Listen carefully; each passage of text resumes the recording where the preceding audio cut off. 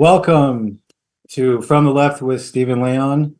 I'd like to give a shout out to the GC Network for hosting this tonight, this St. Patrick's Day 2024. My understanding is that the last show had about 4,000 viewers, which is good. So, I definitely want to delve into a little bit more about me and my necessity for getting donations, which has never really been at the top of my list, which is saying a lot because not everyone can say that. So I find more about me somewhat boring, but maybe some of you won't. So you can get to know what you're buying here, even if it's just for one term. Okay, so I was born here in Arlington in 1981. My dad was a Marine. He served in Vietnam, and my mom they met. Really doesn't matter how they met. I don't really want to make this too much about them. Uh, every family's had their drama, but that's not what this is about. This is about, being the positive stuff. So, I did well in school. I was always on the honor roll. I was eligible for GT, and it was decided that I would just mix in with the majority. I didn't know that until many, many years later. And I wasn't taught Spanish either.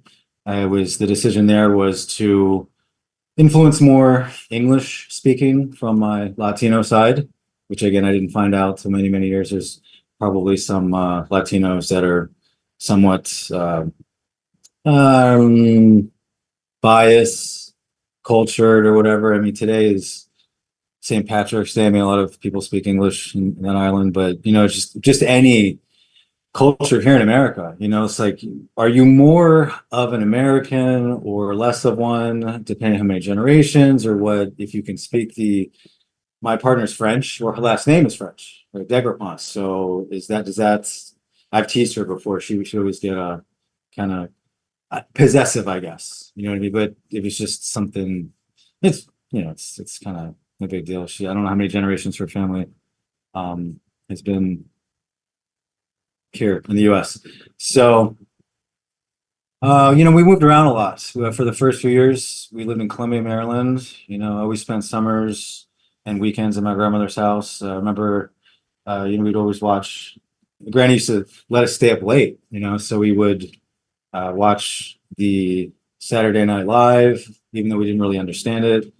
Late night with Apollo, at the Apollo, and Tales from the Crypt. I can remember. Then Saturday mornings, we wake up, we do the WWF wrestling. My cousin, or who I was raised as my brother, he recently passed away, and we just get silly, and just wrestle each other, get all psyched out from it was a Hulk Hogan, you know what I mean? Or when Ultimate Warrior came in, the theme. So we got into that stuff. We had a Nintendo, you know what I mean? Stuff like that, just regular childhood stuff. We ended up moving around a lot here in Northern Virginia. I went to 3 different elementary schools. I went to Swanson Middle School here, and then Washington Liberty High School, which recently changed. I don't have a problem with that. No big deal. And a couple of others. We moved out to Fairfax. And, I was something like a bender in high school. If you've seen The Breakfast Club, I was smoking pot. I smoked a lot of pot in high school. And, so I didn't really know it at the time that I was self-medicating. I didn't know that. And I knew that was just something that I gravitated towards. And, a lot of stuff that I was interested in, whether it's school or sports, just kind of took, the back road, or just not even, just ignored it. Just something, that's what I was into. It was coming to school with long hair, you know what I mean? Kind of being a bit of a class clown or not if I showed up. And it wasn't until I had somewhat of a Chris Tucker analogy. If you've ever seen that movie Friday, when they lace his marijuana with I think PCP, and he thinks he's a chicken. Well, I had a similar experience, but I wasn't a willing participant. I didn't have a consent with that. Someone thought it would be funny, someone close to me, and wow, what it did for me! It made me completely insane. It took on for a while. It took on in a day or two. I just had this batch of this stuff, and it slowly evolved into just crazy delusions. I thought my friends were possessed by the devil. I thought they were gonna kill me or something. We were at Ocean City, And I just remember how crazy looking back. I'm still friends with a lot of these people. And I don't know. I ended up running away from them. I'm like, what, 20? This is 21 years ago, right? 22 years ago. And it was in May of 2002, late May of 2002. And wow, I just freaked out on them, you know what I mean? And I ended up finding myself in an empty parking lot. There was a utility truck there. Stole it. Fortunately, no one was hurt. I was arrested for this. I thought it was very important to disclose this because I'm sure once the media gets a hold, all this stuff comes back on you. You know what I mean? Whether it's at work or in your relationships, whatever it is, it's going to come back up. So yeah, and I highly recommend that if you were to smoke marijuana, I support its legalization even at the federal level. Just because I don't smoke it or use it or ingest it or whatever it is, doesn't mean that others can. Same thing with alcohol. I don't drink. So there's an Amendment 18, essentially protects the right to drink and to possess it, manufacture it, distribute it. So I would recommend that there's accountability there. I wish the warning labels on alcohol would be a little more. I posted something on Facebook recently. I don't have the exact language in front of me, but something that just uh, specifies a little more the detriments that it could, how it affects the mind and body. I mean, you have to, the language that I have is somewhere out there. I don't have it in front of me, but it's, just this, when taken to excess, it can cause mind and body dysfunctions. That what it does to your physiology. If anyone knows, alcohol is probably the worst drug to detox from. You get physically addicted. It comes from a calorie source.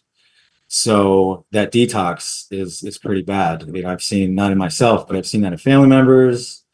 I've seen them swell up, you know what I mean, and how that just I can imagine. I've been really hungover before, and I've definitely binged in my 20s, and I can imagine what it would be like to suffer from that. And that's just that. That doesn't include the selfishness, the justification, all that comes along with it. And that's kind of where I'm at. It should be noted that I served my debt to that stuff. When I stole that truck, I was able to. There's a thing in Maryland called because again we were in Ocean City, Maryland. There's a thing called not criminally responsible, and I went through like a panel of things.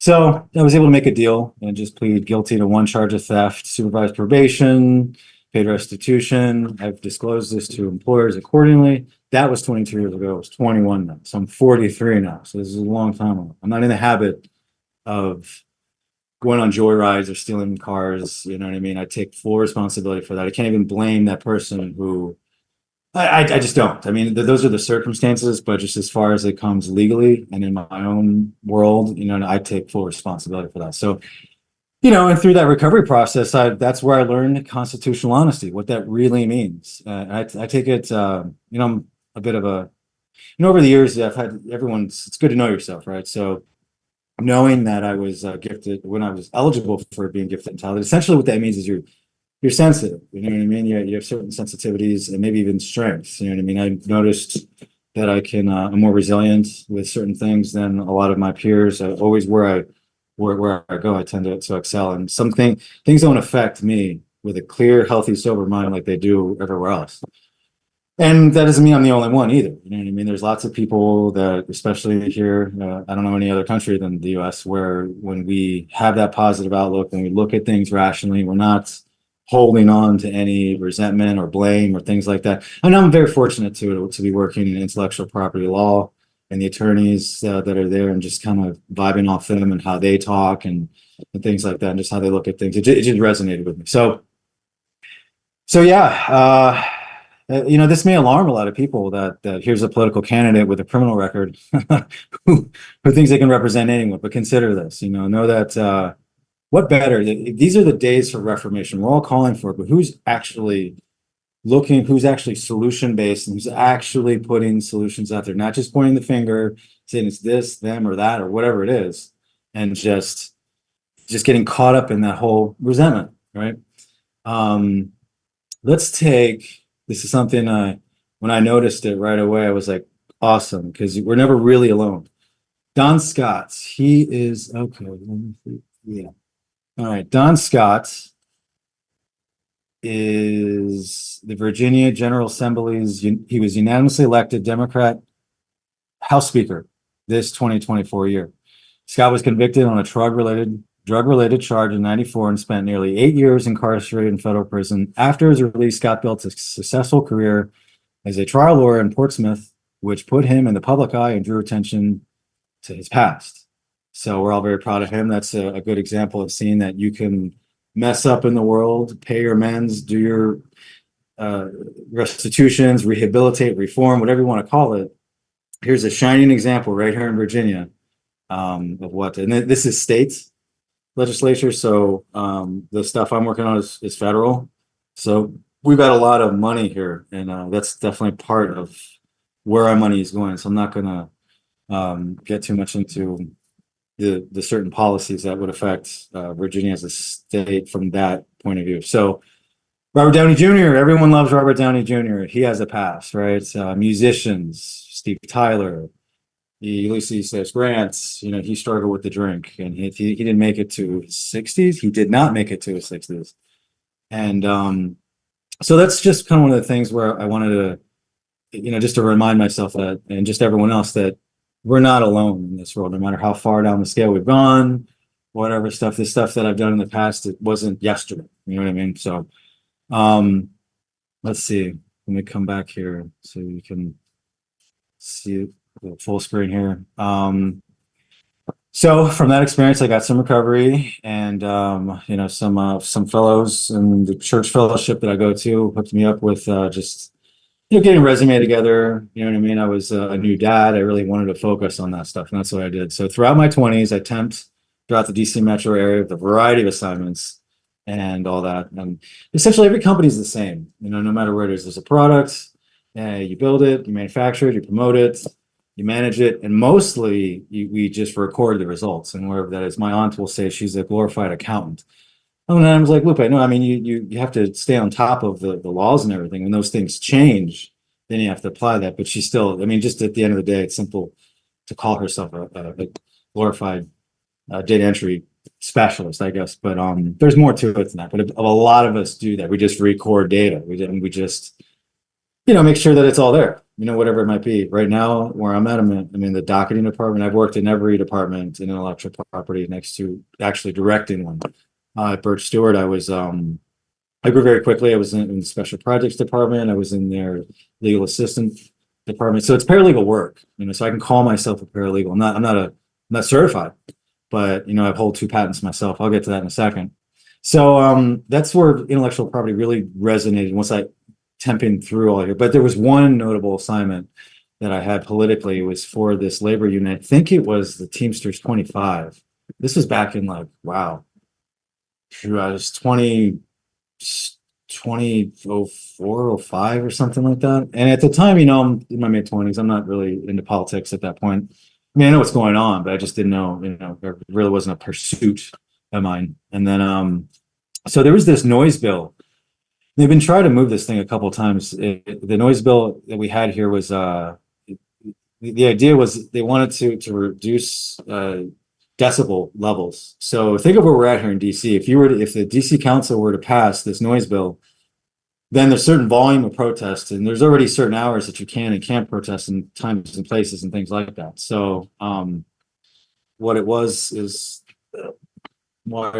so what happened is they if that bill were to pass, then it would be very easy to ignore protests. You know what I mean? So this labor union got together. I believe my job was to get signatures or pass that and pass hats and stuff like that. And we went outside their Freedom Plaza, and the theme was make some noise. You know what I mean? So DC Council, I remember one of the members came out and acknowledged the crowd that they weren't going to move on it. So it was good. They were able to keep, so there's no decibel level at whatever time that you are allowed to protest in city limits. So that was good to be a part of that. And and through that, I put this out there too, is with everything that's going on, you'll see the misinformation about J6 or whatever it might be. What is peaceful protest? What isn't? You have a good example of that is Martin Luther King, where he encapsulated what it meant to have peaceable protest, right? Nonviolent, peaceful protest. So I'm all about it. Make some noise, but don't break anything, right? It's you can make all the noise you want. Yeah, I watch the vulgarity, you know what I mean? I go to President's Park sometimes and there's some pretty volatile stuff out there. There's kids and things like that out there, and some people are just they get caught up in. I've seen quite a bit with some of the just my own initiatives, just going out there to the city. If something I went through with the Black Lives Matter protests, I waited. I remember seeing on the news like how bad it was, and I didn't want to get COVID or anything, but I remember just seeing how I just wanted. I was in between a job. This job I'm at now, I've been there 4 years, so this was in 2020, and I've been hired, but I was waiting on just my start date. So it's like a month before I started here at Nath Goldberg, and so I walk over there and just the city wasn't on fire or anything. This is the city right there in front of that church. I can't remember which one it is. Right there in Lafayette Square, right there on the Black Lives Matter Plaza. The first day to the first day, the American Red Cross had given some of the people down there $10,000 worth of tents, food, and all this stuff, supplies. And so the night before is when they wanted to tear down the Andrew Jackson memorial there, and they spray painted murderer on it. If it was like, as if it was Saddam Hussein or something.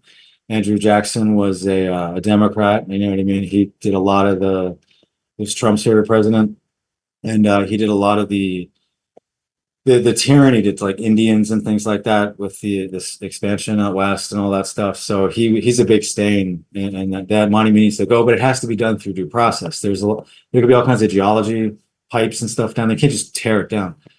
So I don't advocate for anything from those. That's not peaceable protest. You know what I mean? Neither was J6. Well, some of it on the outskirts, but the Proud Boys up in the front, totally illegal, right? It was a federal crime. Yeah. Make some noise, but don't break anything. Fast forward to 2008. That's where I landed this. Hopefully, my final temp job, if elected, and that's what it is, right? Isn't a representative or senate or president or whatever? Aren't those just temporary jobs? I would be the master of temporary jobs. I have a lot of experience in those. So I'm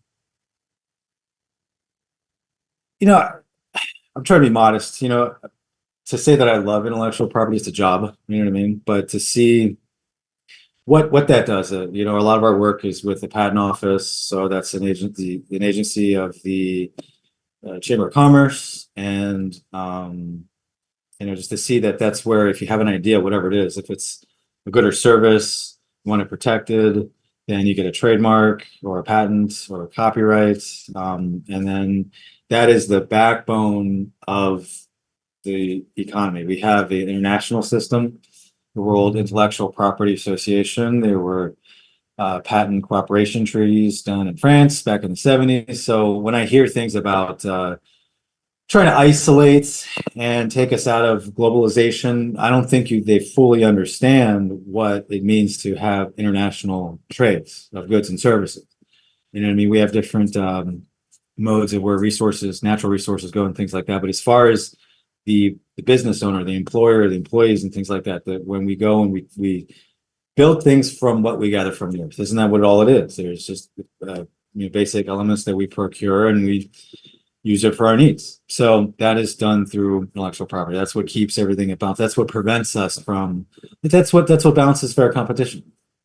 So yeah, sure. I love intellectual property. If you catch me on a Tuesday at 11 o'clock, just plugging away, doing my data stuff, I'm not going to say I love intellectual property. It's just life, right? But I'm very grateful. I love that I have a job and that I'm able to do that, and that I work for really cool attorneys that are super laid back. And it's easy for me to say that because I came into that firm already having like 10 years of experience. So,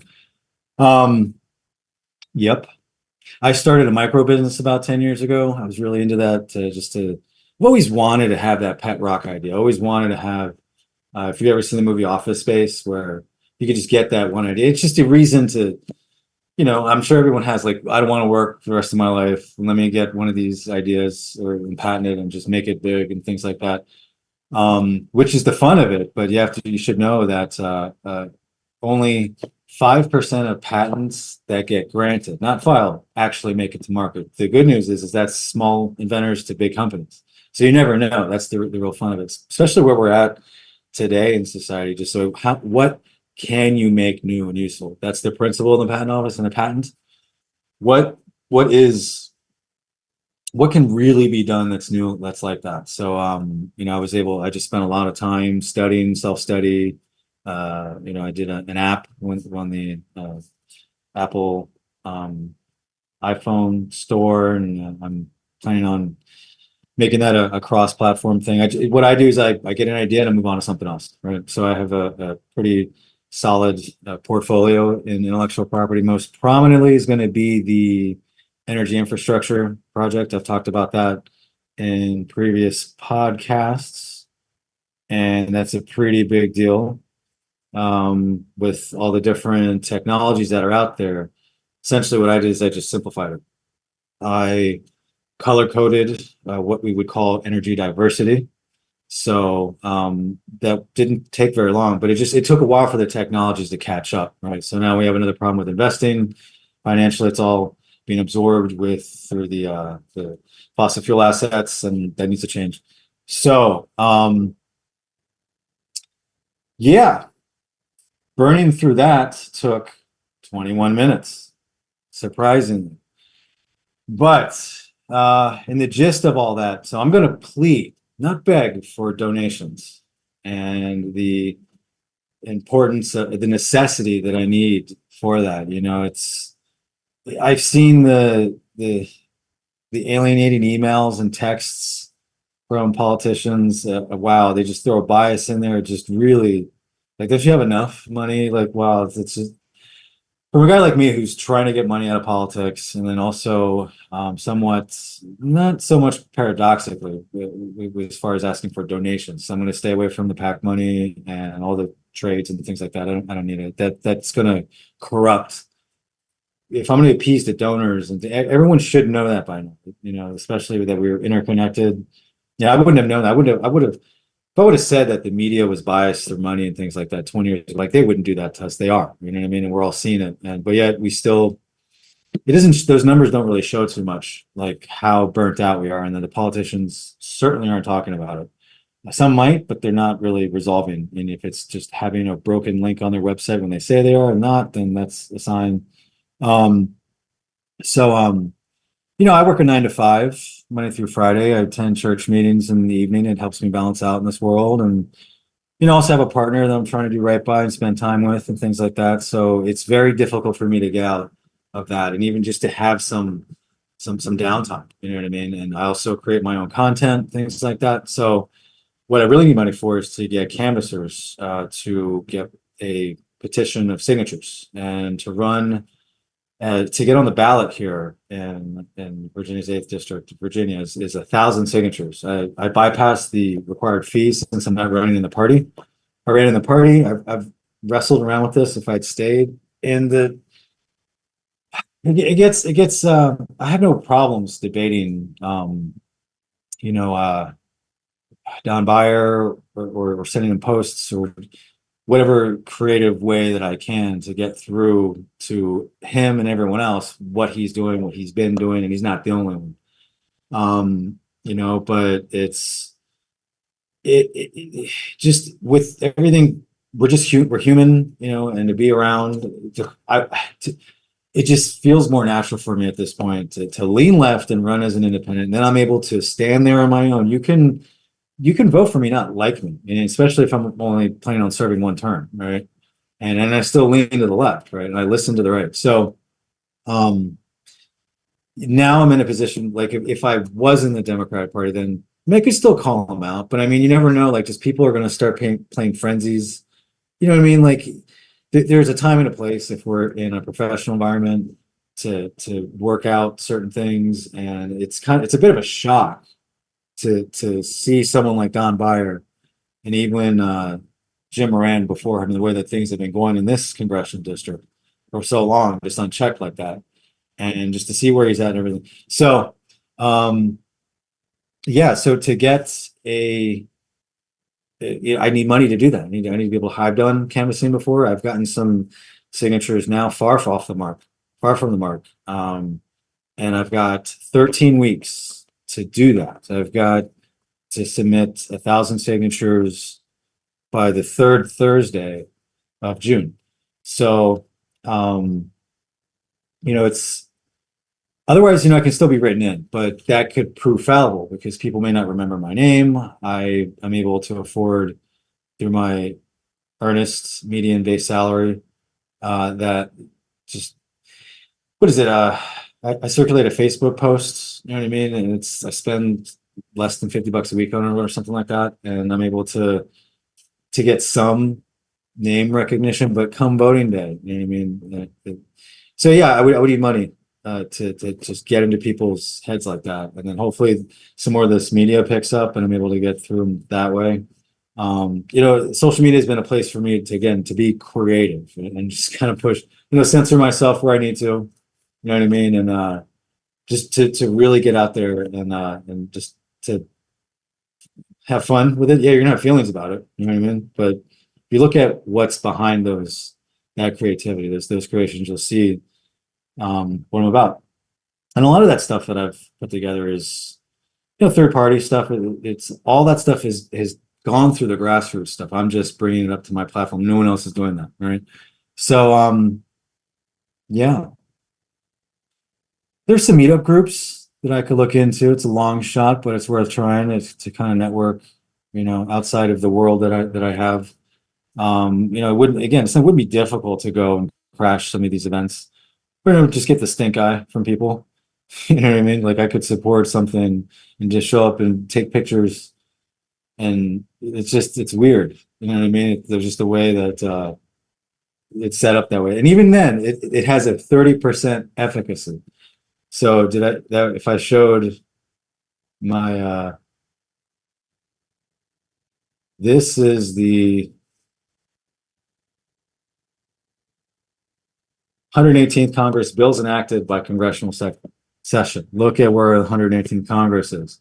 Now the left will just blame that it's the right, but there might be some truth to that. But there's also, what about to the left? There's some things in there that we push that are just not principled with fiscal responsibility, and even then it's like it's just a lot of since we have the majority with a lot of some of these issues, and to blindly not check that and balance it out. And there are some things on the right that are very unconstitutional. So this should be the number one thing, the number one issue for voters come this 2024. The president can push laws through. You don't really see it that often. I mean, they do executive orders. That's a little bit different. They can call on Congress to do stuff. And then there's some things that are more urgent that they can push through. But as far as the legislative branch is concerned, if we don't bring this up, nothing, no matter the most important things to you, have a 30% chance of resolve. So to get that number up, we got to get the money in.